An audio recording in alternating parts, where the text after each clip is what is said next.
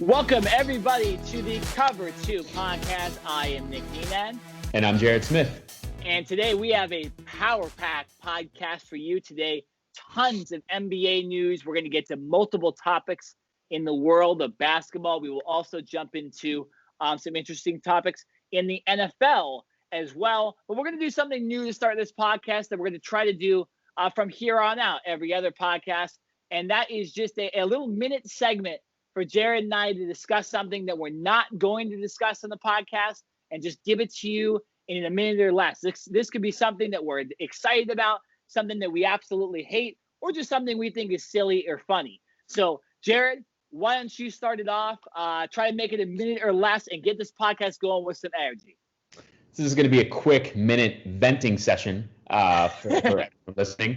And this is about Notre Dame and a potential COVID outbreak with last Saturday's game where they upset the number 1 seed Clemson, even though they didn't have their starting quarterback. But Notre Dame, after the game was over, their fans in the stands, mainly students, rushed the field, as if we weren't in a pandemic. And the aerial shot was unbelievable because you couldn't even see the field.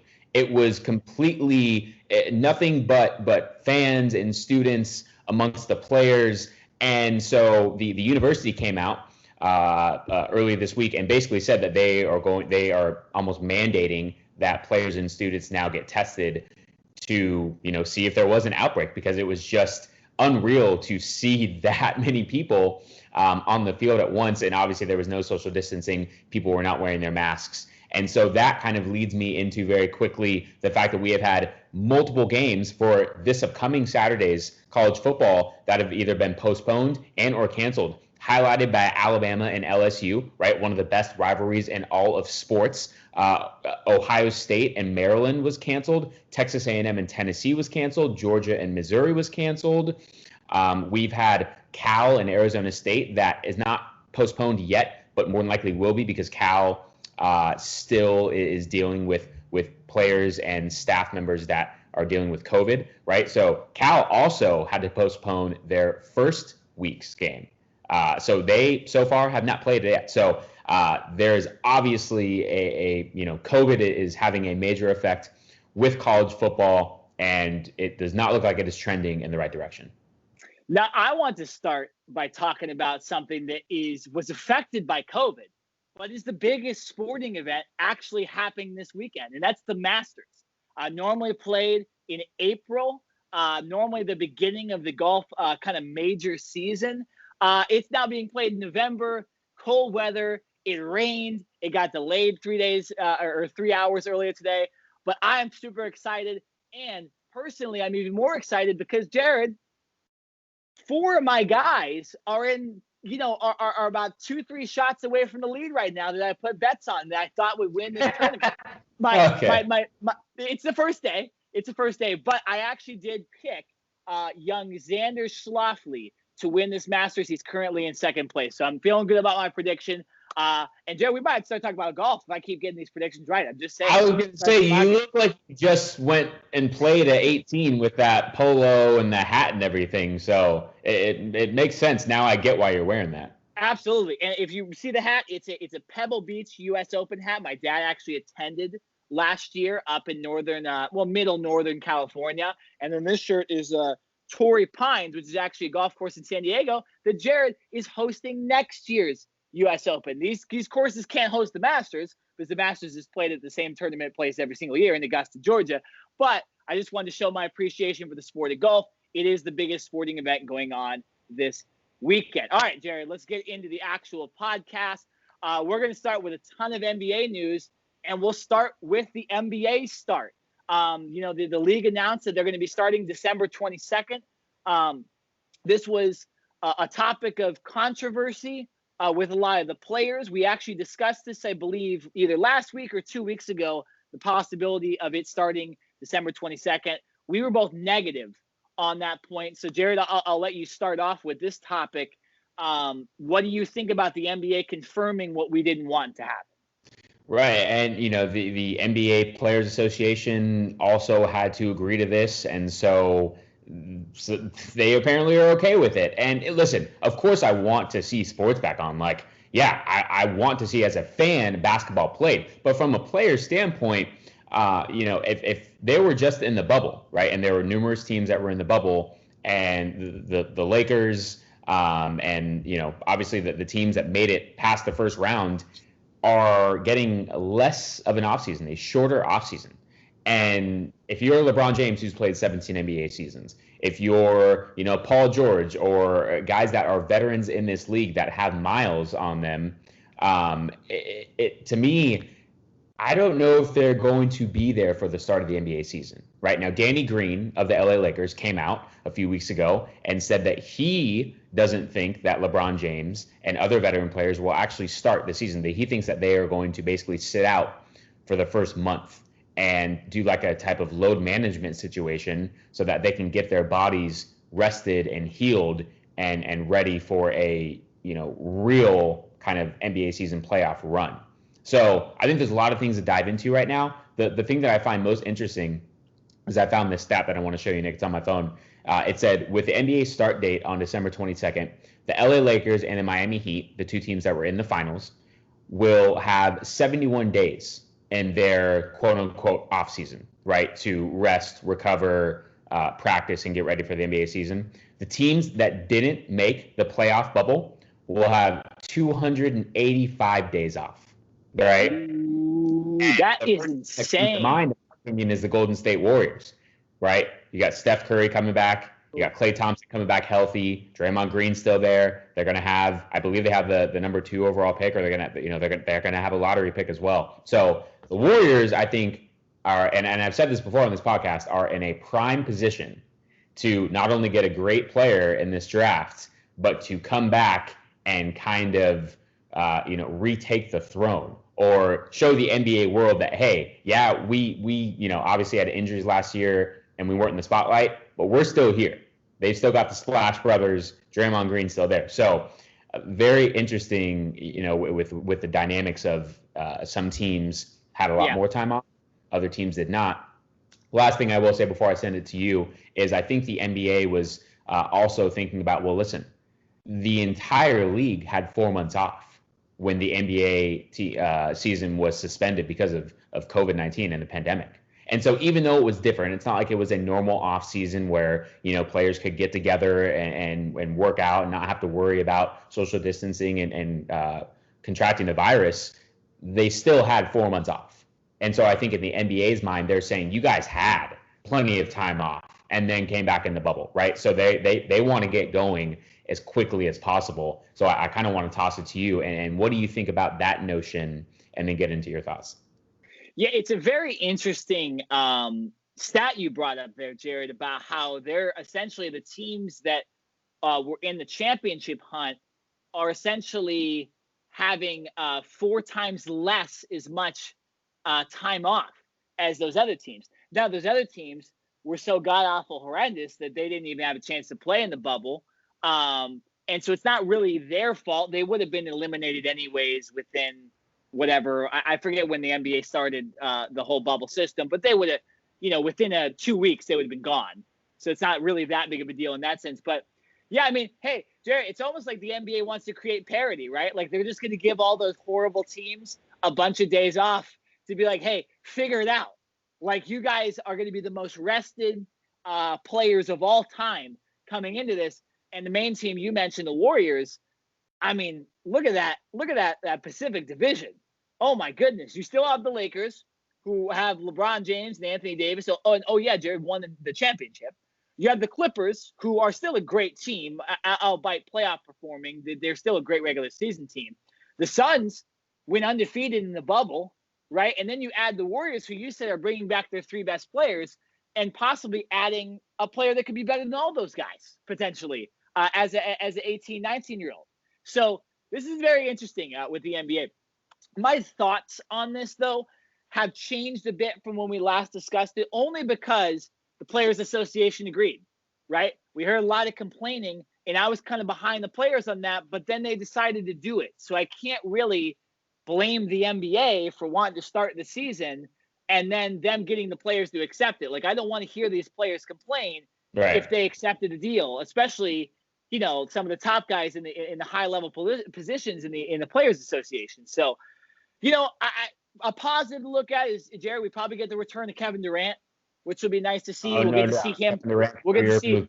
finally see them pair up. Oh yeah. Yeah, no, absolutely. We get to see the return of the Warriors, as much as people might hate that because of what the Warriors did to the NBA for 3 or 4 years. I'm excited at least to see those Pacific Division matchups and to see Steph Curry and Klay Thompson, Draymond Green, and all that stuff. So it's going to be interesting. But my opinion has changed. I'm a little burnt out on all the crazy sporting events happening all at once with the World Series and the NBA Finals and the Stanley Cup Finals. So I could use a little bit more rest. I could just enjoy this football season. Nick needs a break. Nick needs a 4-month rest period over here. It's too much TV watching, man. I know. Just need one. Hey, my girlfriend hates me right now. You know what I'm saying? It's not good. Like there's too much. Yeah. You guys probably haven't gone out on a date in a long time. I think you need to take her out, man. Jared, this was actually watching TV. You guys need to get out of the house. Jared, this was actually the first week that we got to go on a date since a lot of the craziness we're having with sports. So, true. Man, because I'm surprised she didn't just leave you. Surprised she didn't leave your ass. That's you're lucky to still have her. She understood I'm a sports guy, like most of our friends and most everybody else knows that I'm a sports guy. So you can't take that out. But we'll get into back to actual sports topics back into here. So, I could use the extra month off. We do have football, like I mentioned. We have college football finally fully returned with all the teams playing. So don't necessarily need the NBA coming back right away, but whatever. It's still basketball. And like I said, there are some positives. We will get to see Kevin Durant, Zion Williamson, all those guys return to the NBA, and especially the guys that didn't get to play in the bubble. John Wall, Bradley Beal. Well, I guess they played. John Wall hasn't played for a while, but should be interesting. Now, speaking of a guy that doesn't want to do something, that's Russell Westbrook. And Russell Westbrook's been setting Twitter on fire the last few days with saying that there's rumors out there saying that he doesn't want to play for the Rockets anymore. The Houston Rockets obviously failed in the playoffs this year. They really did not perform well against the Lakers. The gel of Russell Westbrook and James Harden didn't end up working. And now we've heard rumors of the Charlotte Hornets possibly wanting Russell Westbrook. We obviously every Laker fan expects every player to always go there, so you always hear those rumors. We've heard the Clippers. We've heard the Knicks. The Knicks are always in there, even though no one ever goes to them. But so, Jared, what's your take on this? Russell Westbrook, this would be would it be his fourth team in 4 years, or is this? Am I right on that? No. This would be his third. So he obviously was drafted and brought up with the Oklahoma City Thunder, and he was with them, and then just got traded. So no, just his third team. I mean, obviously it would be 2 teams in a short period of time, but no, it's not like he's a journeyman or anything like that.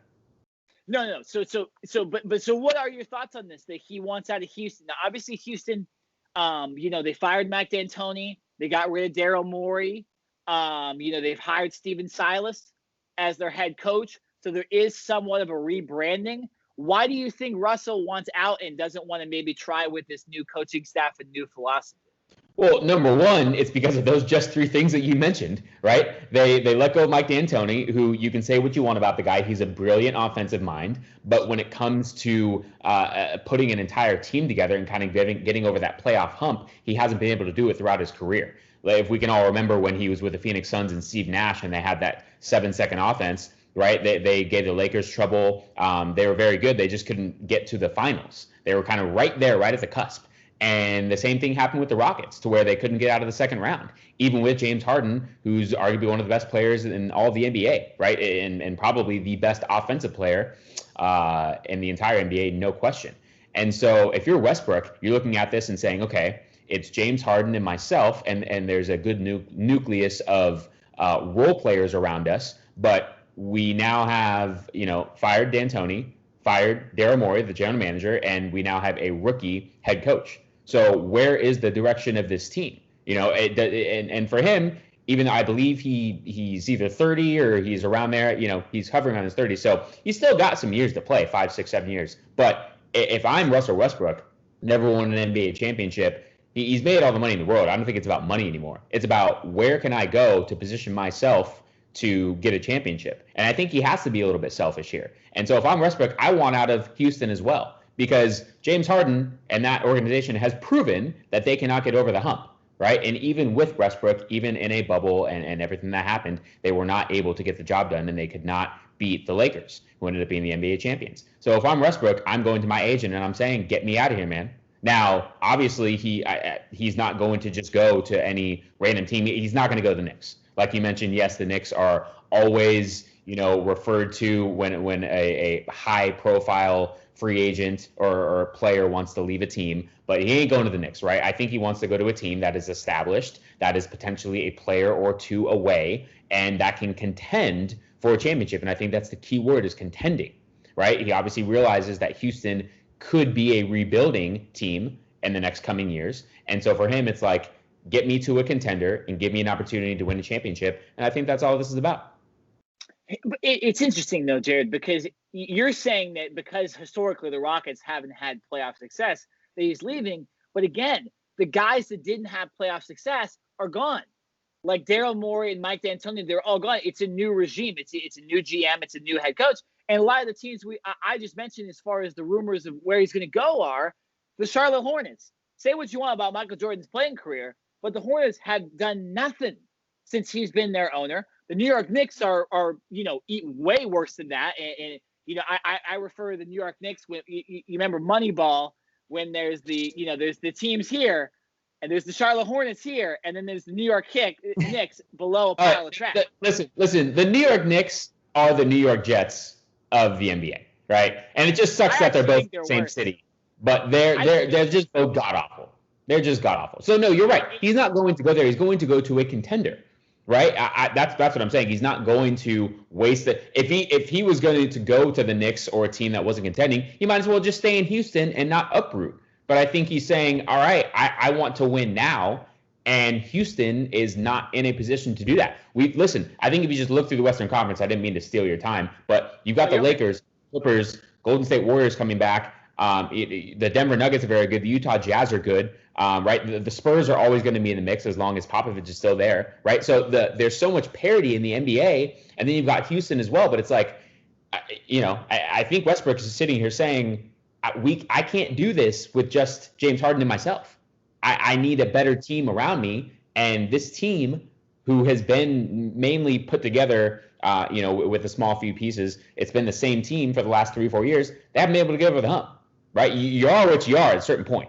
You get a chance to prove yourself when you bring in new players and new coaches and all that stuff, but you are what you are. And the Houston Rockets are a good team, and then they get in the playoffs, they can't get past second round. They are what they are. What's interesting, too, is I was going to mention one more team before we started crapping on the Knicks. The other team, that was potentially mentioned with interest is the Los Angeles Clippers. And now they're not so good organization, right? So it's like the Rockets actually, out of those three, is the best one. And here's what I'm kind of confused about, too, still.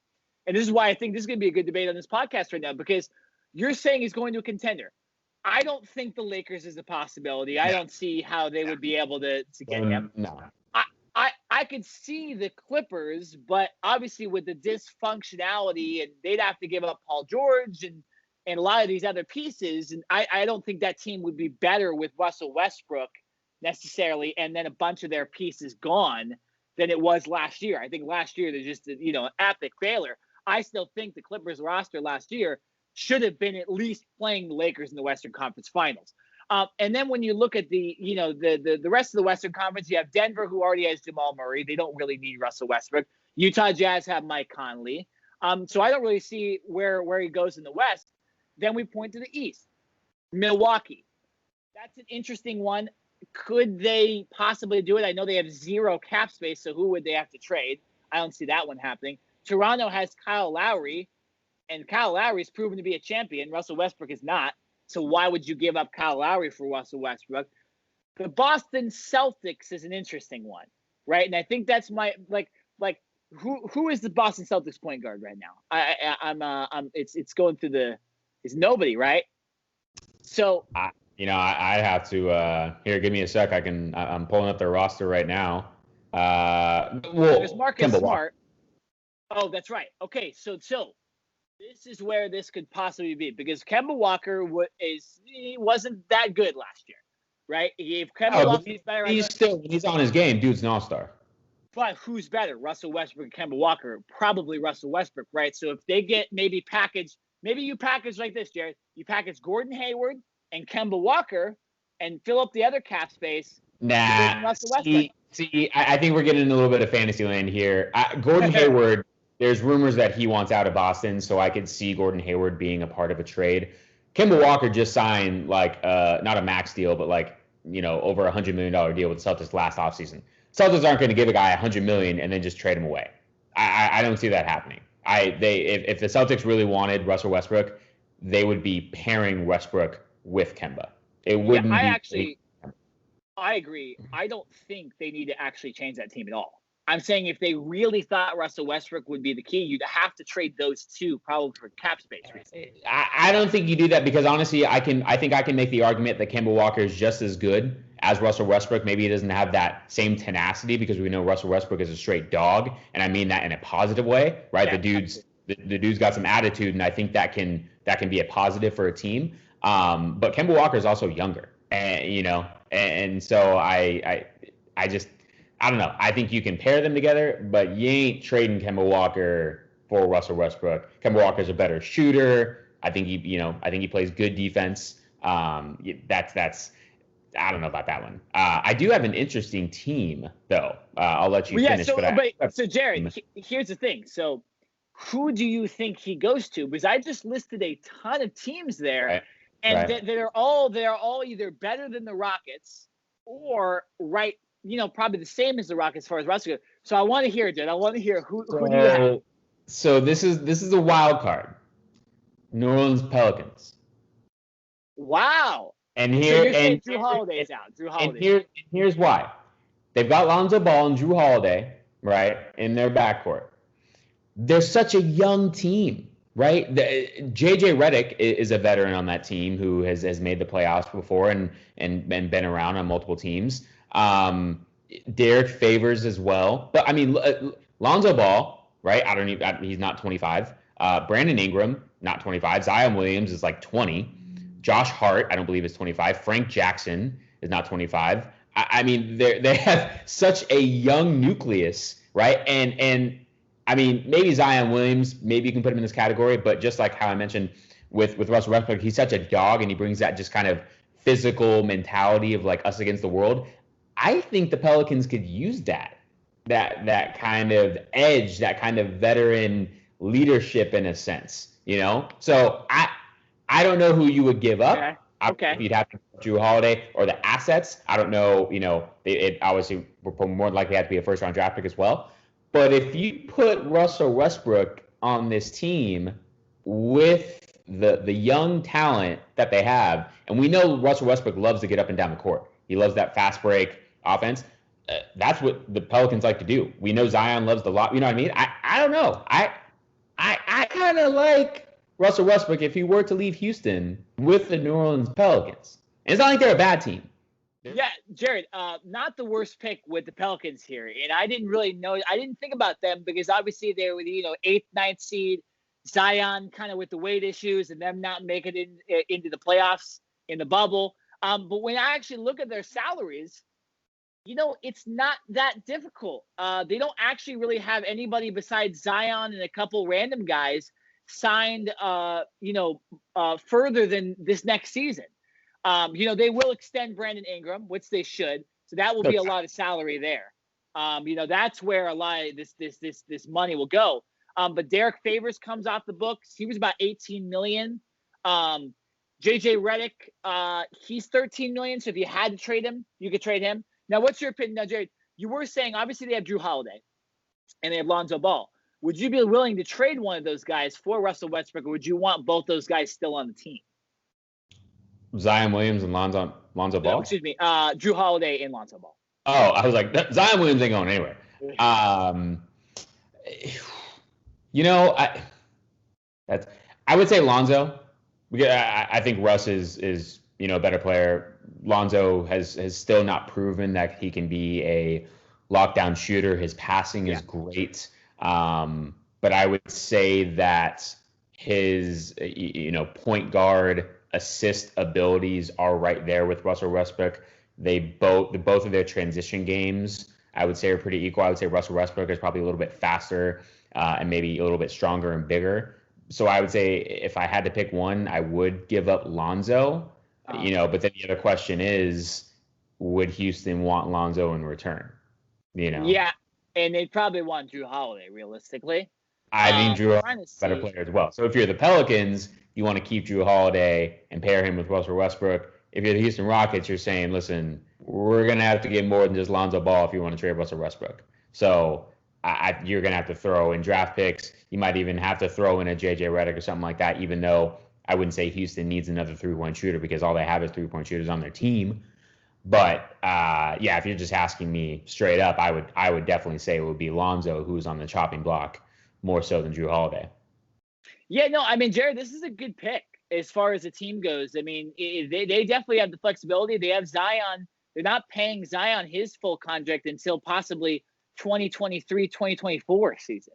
And that's their other best player. So you could actually have, potentially you have probably more than likely either Lonzo or Drew Holiday at the guard position, along with Russell Westbrook. You still have Zion Williamson. You still have Brandon Ingram.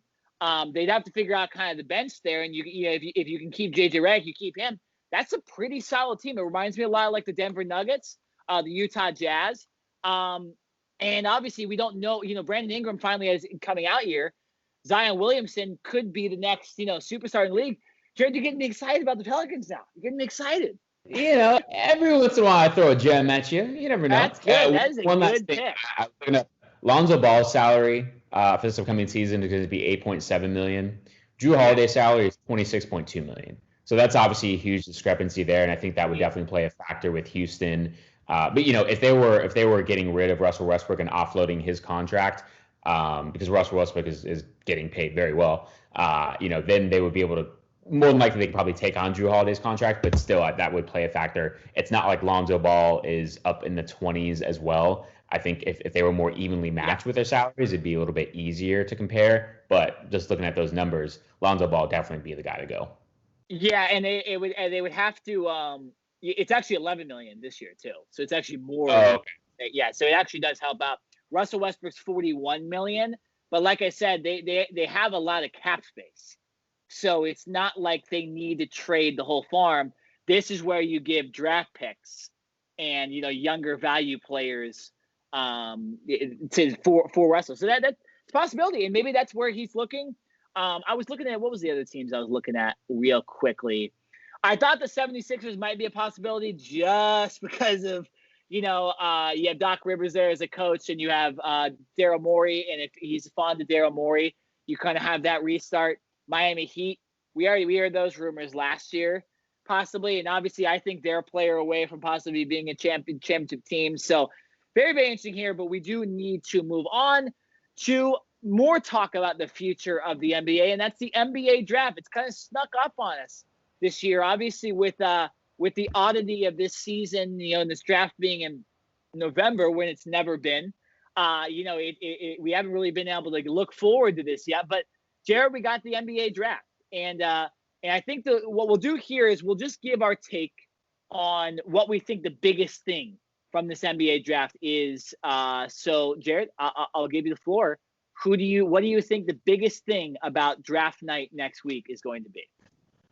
To me, what jumps out, or lack thereof doesn't jump out, is the fact that I don't think there's a clear-cut number one overall player. There is no LeBron James, there is no Kevin Durant, there is no just superstar guy that if you're the number one pick in the Minnesota Timberwolves, you're saying I have to get that guy. Now a lot of the projections that have LaMelo Ball going to Minnesota, but I think you can make an argument for James Wiseman, the center out of Memphis, who basically missed most of the year. I think you could make an argument for Anthony Edwards, the guard out of Georgia. So there is no clear-cut number one player, and I think it's intriguing because I think it will make more people want to watch the NBA draft. I think the NFL draft does the best job of hyping itself up, and it's its own spectacle. It's its own entity now. It's almost like a holiday. It's like a full 3 days of draft, right? The NBA draft doesn't really have that pizzazz, doesn't have that kind of flavor to it, and so I think this year, because there is no clear number one pick, I think it makes things more intriguing, and I think I will be more tuned in to watch because of the unknown mystery of who will go number one.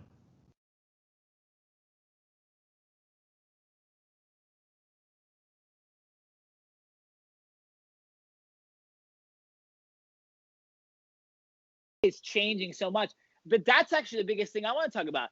It's being smart about who you pick, and sometimes picking the best player in the NBA available isn't the smartest thing. You do need to pick a player that would work out. And I actually think it would be very interesting if a team like the Warriors picked a James Wiseman, who's a 7'1", 235-pound center, because when you're on a team like the Warriors, you can develop players. When you're the Charlotte Hornets or you're the Minnesota Timberwolves, you need a guy. And I think there's more development there for James Wiseman because he's a center and he kind of needs to learn how to shoot a little bit better.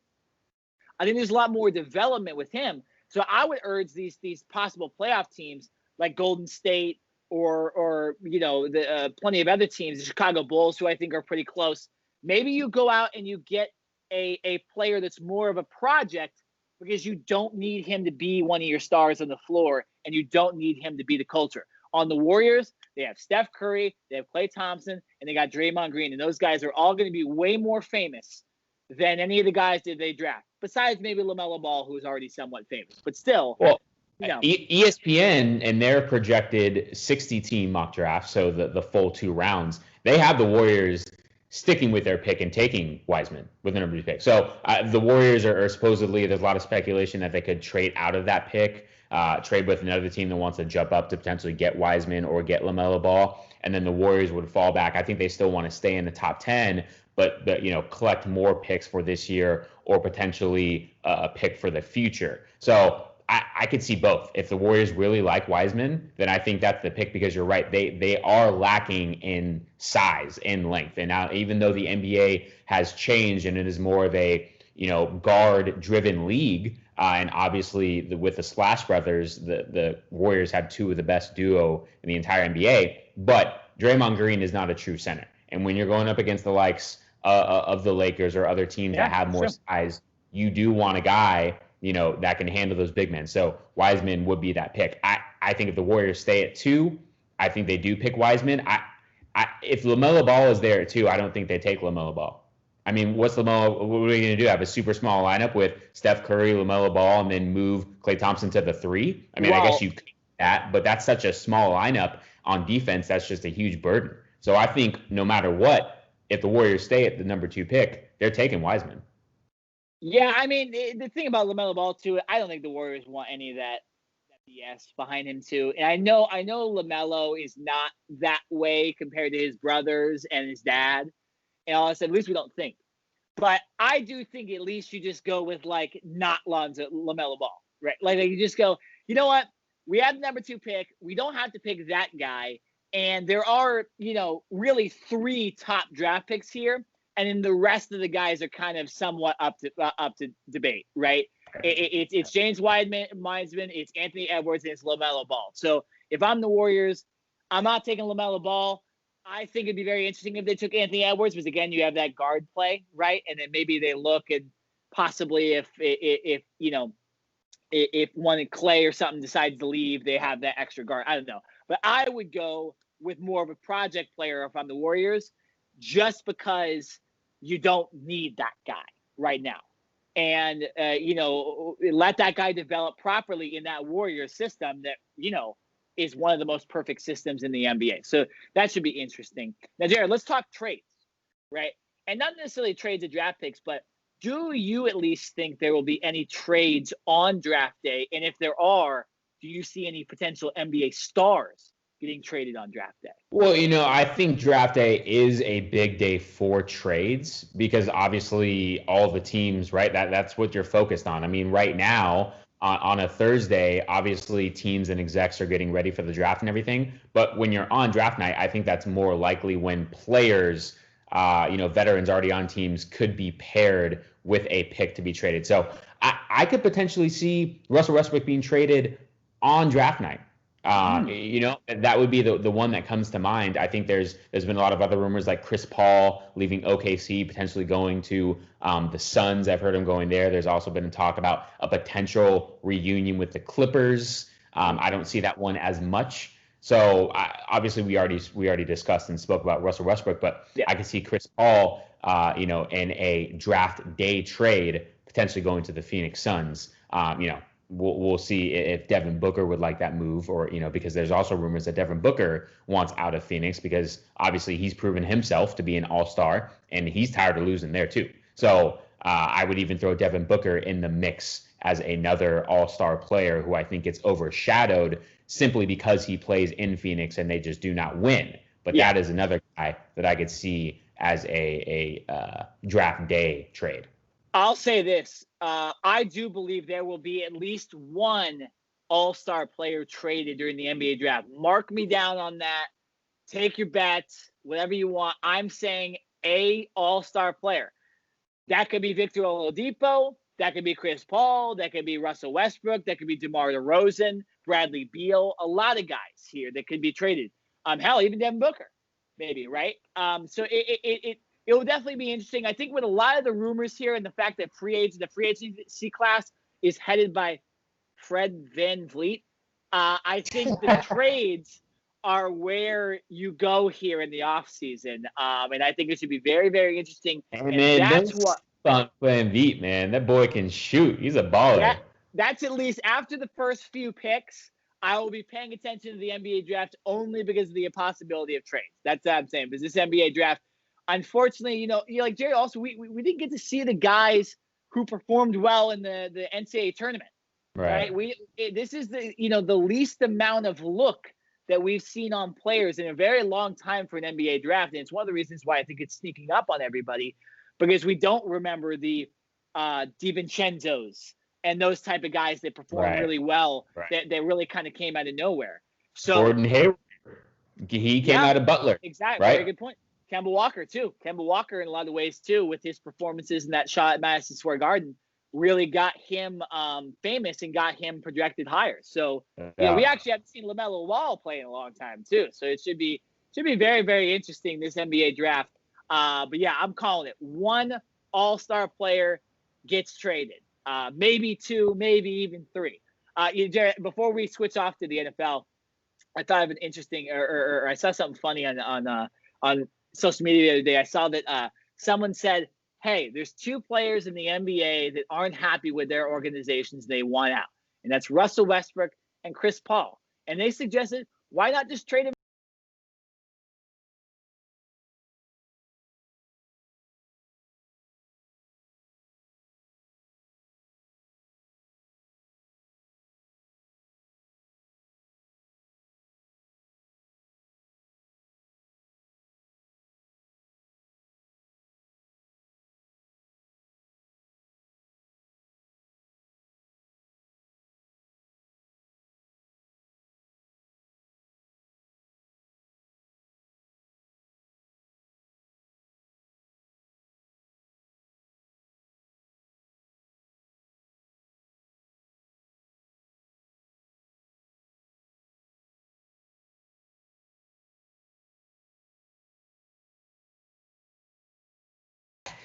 That would be the most awkward, just I don't even, if I'm Russell Westbrook and I get traded back to Oklahoma City, I mean, you know what? He might still have a house there for all we know. So who knows? Maybe he would like that because obviously he was there for 8-9 years. So he's probably still got a residence there. And no, that's interesting. Never gonna happen, but I like the creativity. I like the thinking in that. Yeah.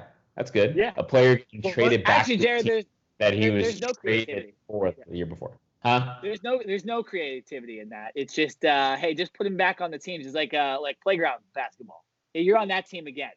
You guys go back to your teams and try to figure it out again. Very much. Absolutely. So, all right, we'll get off the basketball. We're excited about the NBA draft. I believe it's December 18th. I think next Wednesday is draft. It could be another date. Excited is a little much. I'm intrigued. I don't know if I'm necessarily excited, but I'll still watch. Come on, Jerry. When you hear that draft sound from the ESPN, though, you'll be excited. Good. It just gets. I always think of like the NFL draft when I hear that. So the NFL draft is like the king of kings. NBA draft, especially this year, like I said, I'm gonna watch it, but it's like there's no LeBron James, there's no super mega star that everyone's looking forward to. So it's true.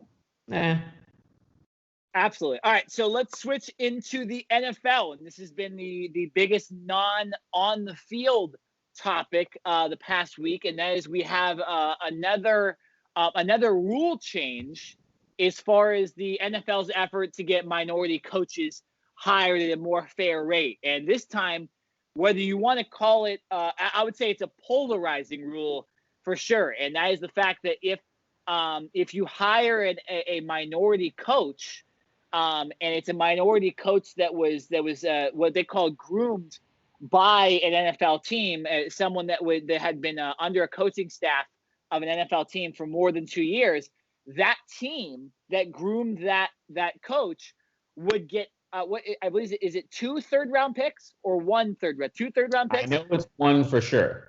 Yeah, so at least a third-round pick, which is huge in the NFL draft.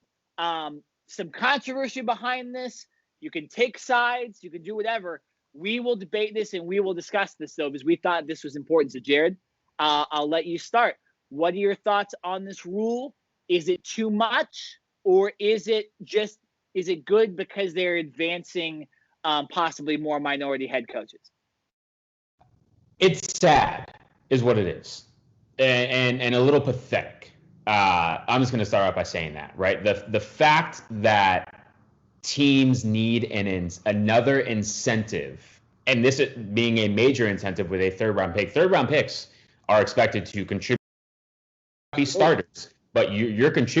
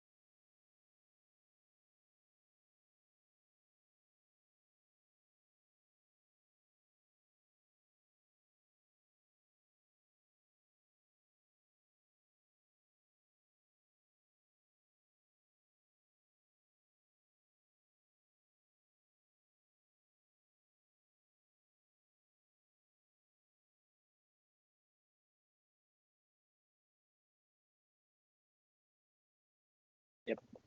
It's like I don't understand how there's not more minority coaches, because the 4 that are in the league are doing pretty damn well, right? Gone to Super Bowls before. Like I said, you can make a case for Anthony Lynn being on the hot seat, but the other 3 guys, are doing extremely well. And then we've also got 2 minority GMs with Chris Greer of the Dolphins to pair with Brian Flores and Andrew Berry of the Cleveland Browns.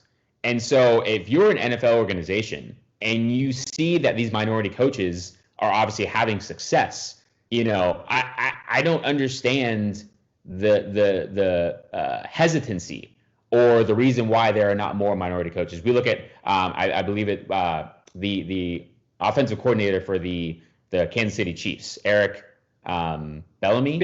I'm not exactly sure how to pronounce it. But if I'm butchering his name. But he is like the hottest offensive coordinator on the market right now.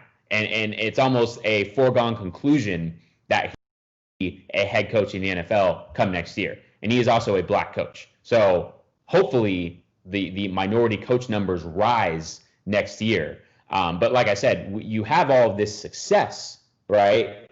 Mike Tomlin been to 2 Super Bowls. Ron Rivera been to a Super Bowl. Brian Flores turning the Miami Dolphins organization around. Anthony Lynn, like I said, I think he's still a very good coach and a well-respected coach. So the fact that we only have 4 minority head coaches in the league to me just I don't have words for it. And like I said, the fact that we have to give these teams incentives is simply sad. Yeah. Jay, I have to agree on that point. I don't know if this rule will end up really changing things unless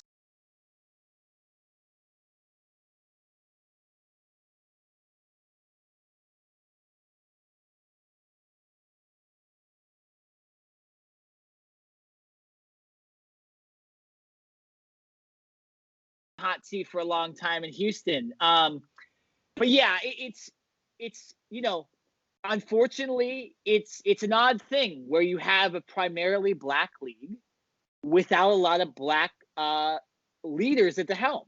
I think that will change because I think a lot of these guys are, obviously the league was a more white, let's say, back in the day. The NFL is relatively a new sport too. So it will change, and an incentive like this will help. The one the only thing I think about these rules though is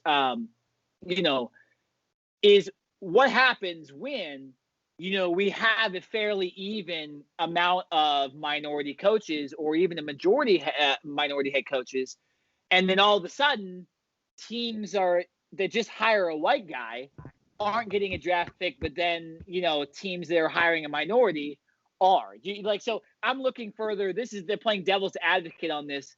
In one aspect is, when will these kind of rules be out of date necessarily? When will they go away? Because I don't want to see if there's 20 minority coaches and 12 white coaches that teams are all of a sudden getting punished for hiring a white coach that is a good head coach.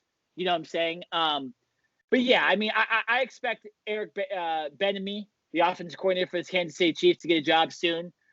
Jim Caldwell is a coach under Brian Flores. He should be getting a job soon. I think he should be getting a job over a lot of these other guys that are white.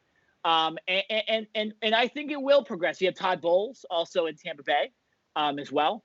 Vance Joseph, if he can figure out the Cardinals defense a little bit better and prove his worth, he's already been a head coach. So there are candidates out there, and I do think it will start to even out as we get later, into the 2000s. I just think it's a relatively new league. It's been run by white people for a long time. But the fact that the league is so black for the last 30, 40 years, there's got to be guys on the horizon. You know what I'm saying? There's got to be guys that are coming up. And I urge minority coaches to get out there and start coaching as well. Do not think that you are not going to be hired, because for me and you, Jared, I don't see color when it comes to head coaches. You know what I'm saying? Like I do not care. A lot of people, I looked at the Steve Wilkes situation with us, and I did not like that people acted like that Steve Wilkes should have been hired and should have been given a better chance after we were the worst team in the league. And now you see the hiring Cliff Kingsbury. and bringing on a new quarterback, the Cardinals are a much better team. So that was the right decision. And I do not want this to become a situation where black coaches get longer leashes as well for poor performance, minority coaches. But I feel like most of the new coaches that are affected by this rule will be black. So I'll just say that probably by accident a couple times. But I want it just to be as fair as possible. If a coach doesn't perform, he gets fired. Adam Gase should be fired. Now I get it; they probably want Trevor Lawrence. That's probably why they want him there. But I also do not want to see a minority coach extended longer like Adam Gase just because of the color of their skin too. I want this to be as even as possible. I don't mind the draft kit scenario just because you know what, if that doesn't hurt anybody really. It may, the one thing where you could see happen here is maybe the Denver Broncos don't want to hire Eric Bieniemy because then the Chiefs will get 2 third-round picks. But realistically, I think we're all adults here, and I don't think that kind of stuff will happen. And like I said, Jared, I do think this minority issue in the NFL will eventually figure itself out. And we are getting some very, very talented minority coaches. And like you mentioned, the ones that are out there right now, they're pretty damn good coaches.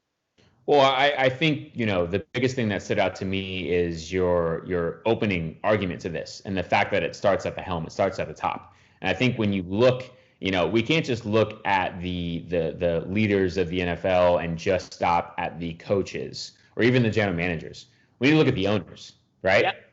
Because to my knowledge, there is one minority owner, non-white owner in the entire NFL, and that's Shahid Khan of the Jacksonville Jaguars. To my knowledge, the other 31 NFL organizations are ran and led by a white owner. The NFL commissioner, Roger Goodell, is a white man. So if we want to start at the very top and look at the reasons why minority coaches and former players are not getting the same opportunities as others, we have to start at the very top. It can't just be the general managers or the people that are, indirectly involved with making these decisions. We need to start at the very top of the owners and look at that first, right? Even in the NBA, which is obviously another predominantly black players league. Michael Jordan, the only black majority owner in the entire NBA, right? So that's crazy because right. The NBA, it is primarily black players. It is exactly. truly amazing that there's not more black coaches. I will say this though, Jared. I want to make sure this article is correct. I'm reading this title correct. Okay, so here's what I'll say. And one of the reasons we might not have a lot of black owners in the NFL or in other sports. So did you know there's only 7 black billionaires in the world?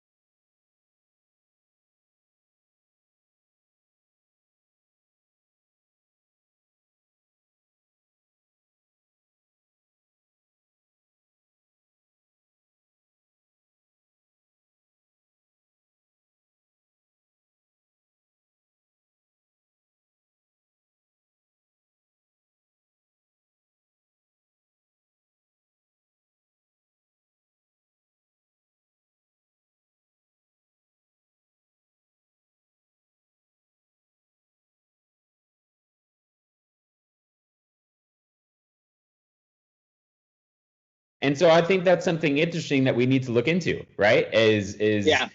you can't get rid of the problem if the people that are the problem get to just sit there and continue to do what they want, right?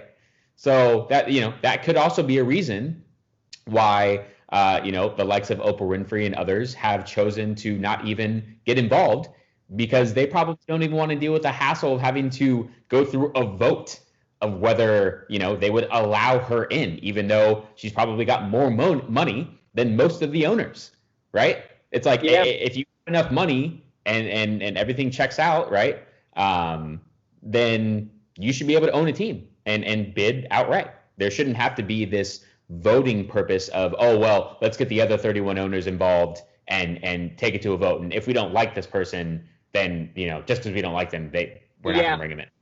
No, that's true. I think the NFL maybe needs to look at changing that rule. I don't know how it is in the other sports, but I think they need to start look at changing that rule too, because you could have a somewhat racism angle in one of these votes where a couple of guys cite certain reasons that aren't really true, and then they just don't allow this. So I do believe if the NFL really wants diversity, they need to make every step and not just like one tiny little step at a time, right? And what's up? If the NFL were to make that change, that would be the owners giving up some of their power. And I think we can all agree that the owners love their power, and they ain't trying to give up any of it unless it is a damn good reason. Unless they are making money, more money than they already have, they're not giving up an ounce of power. Very good point. Very good point. And the owners kind of control the business, don't they? It'll be interesting to see. It'll be interesting to see, Jared, how this rule does end up affecting NFL teams and the minority issue in the NFL in the next 3-5 years. I'm excited to see it happen. And again, we're two guys that don't. We think about coaches and players. We don't think about color. You know what I'm saying? It's not. I don't really know who does either. If you're a really true sports fan, so it's still surprising to me that we don't have more black GMs, especially in these black sports. So I can understand if the NHL doesn't have majority black owners, right? Because that would kind of not make a lot of sense, right? It's primarily white league. There probably should be more white owners, right?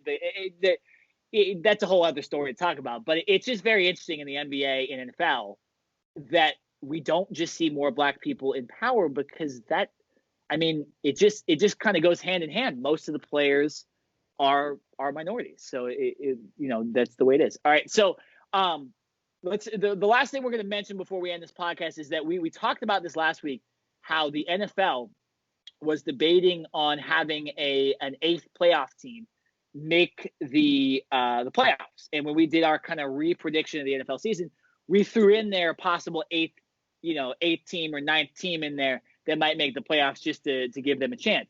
The NFL has actually now agreed with the Players Association. This will happen. The NFL will have 8 playoff teams per conference if COVID affects one of the quote-unquote contenders. If COVID affects Houston Texans, Jacksonville Jaguars game, guys, we're not going to see this rule in effect. But let's say the Ravens and Steelers game on Thanksgiving, or all the Thanksgiving games get canceled because of COVID.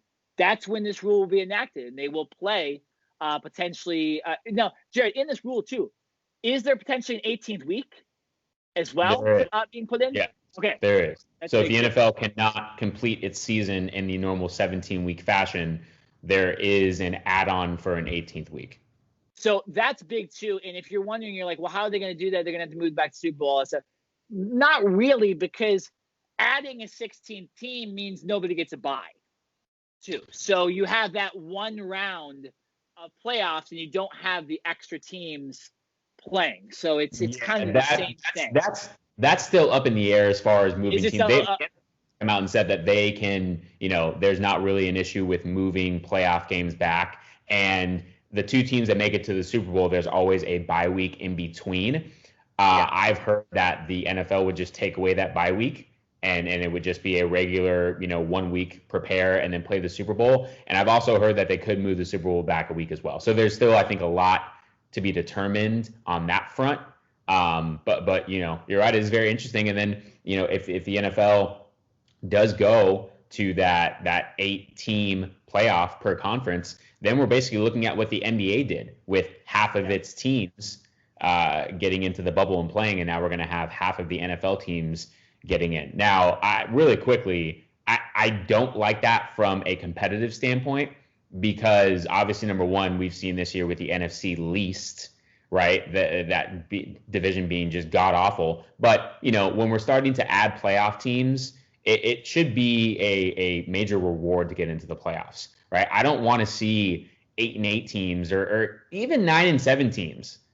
You have to be like a really good 9-7 team and just have like specific injuries in order to get in, right? I want to see the best of the best. I don't want to see mediocre teams getting in here. So I understand this is a different year with COVID and everything, and they're trying to make things as fair as possible. But, are we really going to be excited about seeing a 7-9 team or an 8-8 team get in the playoffs? No, because they're going to get waxed in the first round. Well, Jared, we're already going to have one of those teams in the playoffs. Yeah. Of course, I'm going to watch it, but am I going to be like, get up and be excited? No. I want to see the double-digit teams, the 11, 12, 13-win teams get in. Those are the teams that deserve to get in, not the 7-9 and the 8-8s. Yeah, Jared, when we do our playoff predictions, like when the playoffs actually start, I don't want to we're not going over that game because this team's going to win. You know what I'm saying? Like, I don't like doing that. I actually like going through every single game and going, I don't really know who's going to win, but I think this team has the advantage, right? Now, based on my standings from last week, that you'd have the Chargers or the Colts or the Patriots possibly making the playoffs. So, or maybe even the Dolphins. So it's going to be interesting to see it.